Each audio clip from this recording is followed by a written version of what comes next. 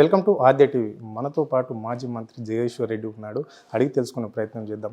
నిన్న జరిగిన గత వారం రోజుల నుంచి ట్రెండ్గా మారిపోతుంది ఈ శ్రీశైలం ఘటన ఎస్ఎల్బీసీది.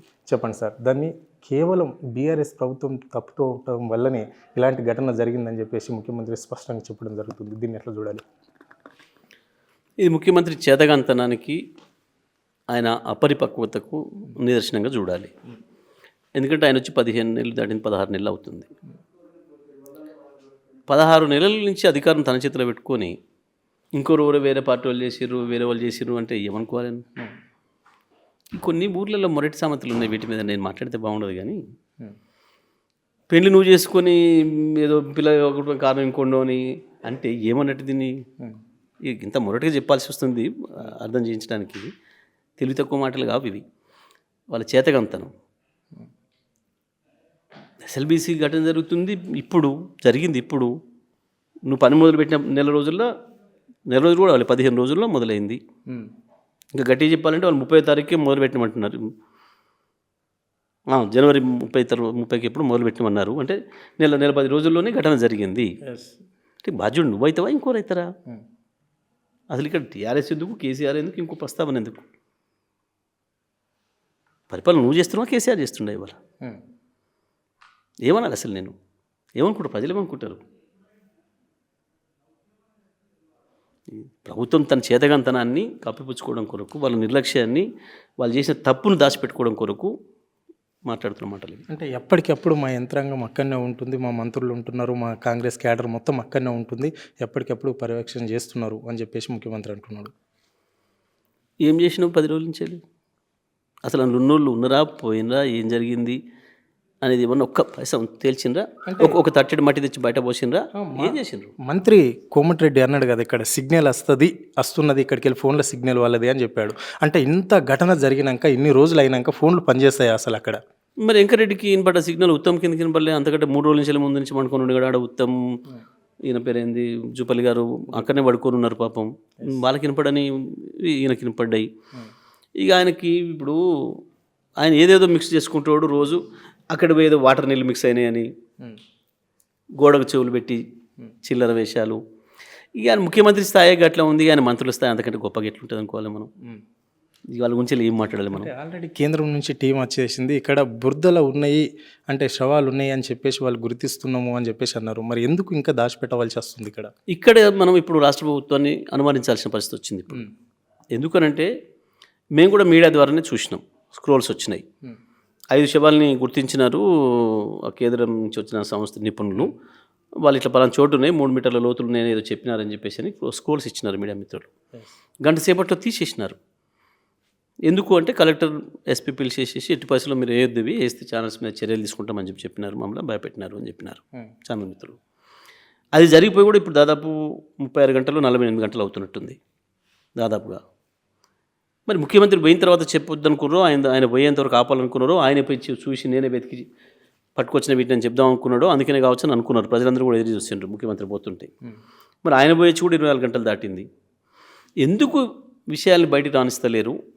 కేంద్ర సంస్థలు వచ్చిన తర్వాత కూడా వాటిని ఎందుకు స్వేచ్ఛగా పనిచేయనిస్తలేరు అనేది ఇప్పుడు ఒక పెద్ద అనుమానాస్పదంగా ఉంది.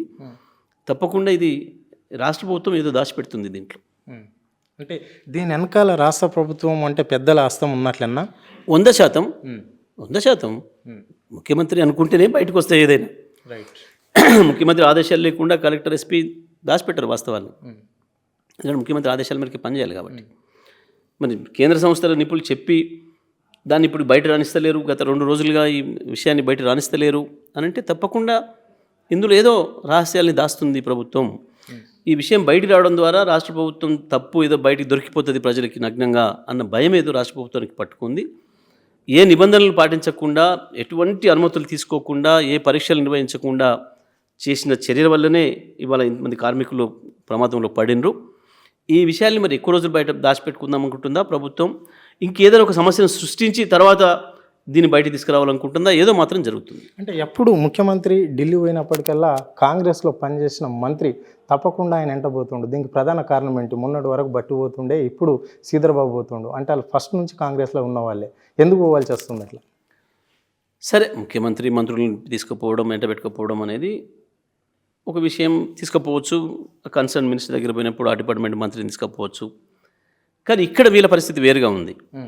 మొన్నటి వరకు ప్రతిసారి బట్టిని తీసుకొని పోయినప్పుడు కాంగ్రెస్ పార్టీనే పంపించింది అధిష్టానం. ఎందుకంటే ఈ మోడీకి రేవంత్ రెడ్డికి మధ్యన ఏదో రాసి చర్చలు జరిగే అవకాశం ఉంది, వీళ్ళ మధ్యన ఏదో సంథింగ్ అనేది ఒక ఉంది కాబట్టి, అనుమానం ఉంది కాబట్టి బట్టిని పంపినారన్నారు.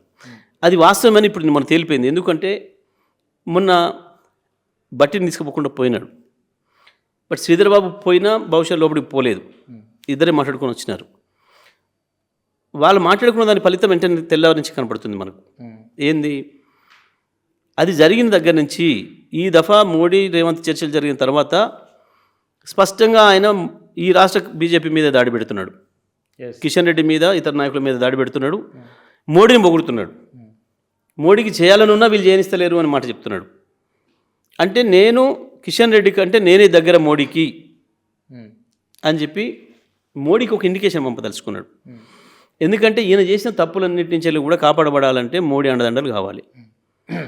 ఇక రాహుల్తో పని లేదు, ఇప్పుడు రాహుల్ ఏం చేయగలిగింది లేదు ఇప్పుడు నేను. కాబట్టి ఇప్పుడు మోడీని ప్రసన్నం చేసుకునే దాంట్లో భాగంగా నువ్వు ఉత్తనే రహస్యంగా లోపట అంటే కుదరదు, నీ ప్రేమ లేఖను బయటికి పెట్టాలి అని చెప్పి మన మోడీ అడిగినట్టున్నాడు. కాబట్టి ఇప్పుడు బహిరంగంగా ఆయన ప్రేమను వ్యక్తీకరిస్తున్నాడు. అంటే ఇప్పుడు మోడీ అంటే ప్రైమ్ మినిస్టర్ ఇక్కడ రాష్ట్రానికి బడ్జెట్ ఇస్తుంటే కేవలం ఒక మంత్రి దాన్ని ఆపే శక్తి ఉంటుందా? ఇంపాసిబుల్. అది మామూలు ఏమాత్రం ఇంతంత భారతదేశ రాజకీయ అవగాహన ఉన్నవాడు, రాజకీయాల పట్ల అవగాహన ఉన్నవాడు ఎవరిని అడిగినా చెప్తాడు అది ఆపలేరు అని. మోడీ అనుకుంటే, మోడీ ఒక సాయం చేయాలనుకుంటే లేదా ఒకరి నష్టం చేయాలనుకుంటే ఆపడం ఎవరితో కాదు అనే విషయం అందరికీ కూడా తెలుసు. ఇది తెలియని విషయం కాదు. కానీ ఈయనకు ఆ అవసరం ఏర్పడింది, మోడీని పొగడాల్సిన అవసరం ఈయనకి ఏర్పడింది. మోడీని పొగడేవాళ్ళు ఈ రాష్ట్రంలో అంటే కేంద్రంలో మంత్రిగా ఉన్న కిషన్ రెడ్డి. కాబట్టి ఆయన కంటే ఎక్కువ నేను మోడీని పొగడాలి, మోడీతో మంచి పేరు తెచ్చుకోవాలి, మోడీకి ఆ ఇండికేషన్ పోవాలన్న దాంట్లో భాగంగానే బహిరంగ మాట్లాడుతున్నాడు. అంటే ఇక్కడ రాష్ట్రంలో బీఆర్ఎస్ ప్రభుత్వం ఇంత పెద్ద ప్రాజెక్టు కాళేశ్వరం చాలా పెద్ద ప్రాజెక్టుని ఇక్కడ నిర్మించింది. మరి ఎందుకు ఈ 5 జిల్లాల ప్రజలు అల్లాడిపోతున్నారు? మెదక్, నిజామాబాద్, కరీంనగర్, వరంగల్, నల్గొండ ప్రజలు ఎందుకు ఇంత అవస్థలు పడుతున్నారు ఈ రైతాంగం?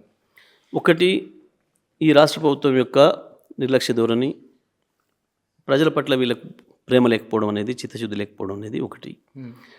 రెండవది, కాళేశ్వరం ఏదైతే ఉందో కూలిపోయింది అని చెప్పి వీళ్ళు ఏదైతే చెప్పి అబద్ధాలు చెప్పినరో, ఇప్పుడు ఆ కాళేశ్వరం ప్రారంభమై నీళ్లు వస్తే మేము చెప్పింది అబద్ధం అని తెలిసిపోతుంది ప్రజల్లో అన్న భయం ఇంకొకటి.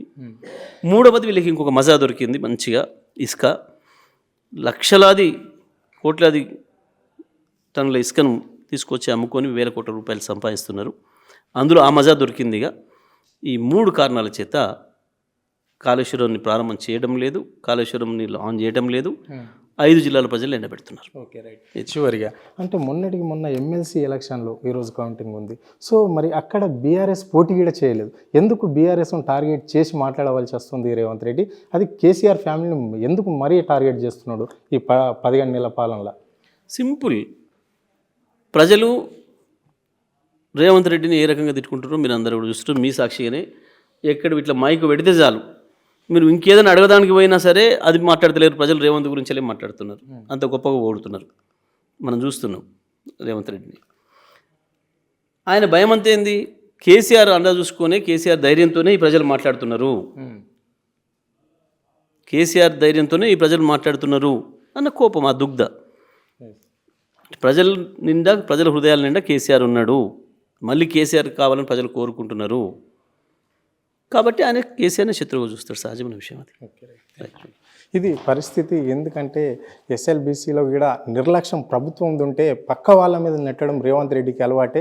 ఇది డైవర్షన్ పాలిటిక్స్ చేస్తున్నాడు. మోడీతోని సంబంధం పెట్టుకొని ఇక్కడ రాష్ట్ర నాయకులను, బీజేపీ నాయకులను విపరీతంగా విమర్శించడానికి అంతకు దిగజారిపోయింది ఇక్కడ రాష్ట్ర రాజకీయాలు. రేవంత్ రెడ్డి చేస్తున్నాడని చెప్పి స్పష్టంగా చెప్పడం అనేది జరిగింది. కెమెరా పర్సన్ ప్రవీణ్తో హరుణ్, ఆద్య టీవీ, హైదరాబాద్.